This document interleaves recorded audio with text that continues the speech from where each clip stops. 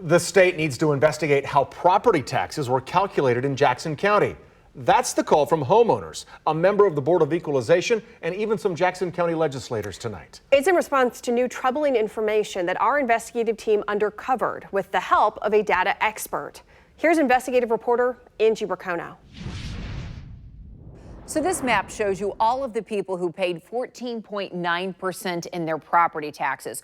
We looked for this, curious if perhaps assessors were hedging their bets, knowing state law calls for a physical inspection at 15%.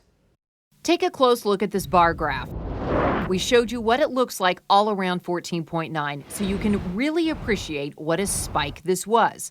Somehow, for whatever reason, 14.9 was the increase for 74,311 homeowners. In fact, it's the number Jackson County reached 28% of the time in what is supposed to be a full assessment, where they carefully calculate property values. By the way, the county assessor refused to answer my questions about this, and I was told today she will not discuss this with me. I wish she would, because this map is really troubling people.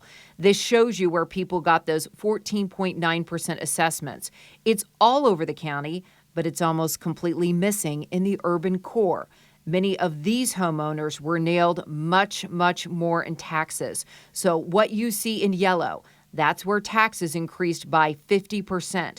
So this means if you are lower economic, black, or speak Spanish, you are twice as likely to have been nailed in this assessment. The assessments have been done biasly. Today, this information was presented to the people who could call this assessment into question and vote on a plan to change things. That the proposal is tabled. They tabled it, and they gave the data expert Preston Smith a sharp 5 minutes to present his information.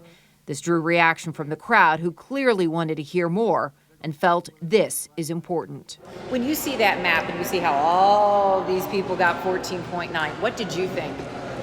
Business as usual. Business as usual. The cockiness of the president to basically state that anything that's happening needs to come by him because he's the board, where we're the people. We're the taxpayer. We run the city, not boards. So when I see that type of arrogance and cockiness, I mean, it basically is the norm for Kansas City. It's unacceptable, and they will answer to God. By the way, Rachel Riley did not get a 14.9% increase. She lives where people were nailed, so she saw an increase of 300%. The Board of Equalization, who could jump in and do something about property taxes, did not ask any follow-up questions about the data. They did not ask the assessor any questions about how and why 14.9% was the number they hit over and over and over 74,000 times. In fact, the only thing they did today was table a proposal to cap assessments. This plan was a response to the numerous problems and concerns that are swirling around your assessments. So tonight, if you are a Jackson County homeowner, you certainly need to file a formal appeal if you disagree with your property assessment, because the interest in an overall solution to address property taxes is minimal from the people who have the power to do that.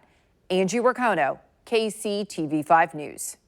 Frank White was not at today's meeting, but he did release this statement saying, "From the beginning, I have said the county is committed to ensuring that the assessment process is both fair and accurate." Homeowners have been directly calling him out. One protester left behind this sign says, "Frank White still trying to steal home," referring to his old baseball days and, of course, the current situation.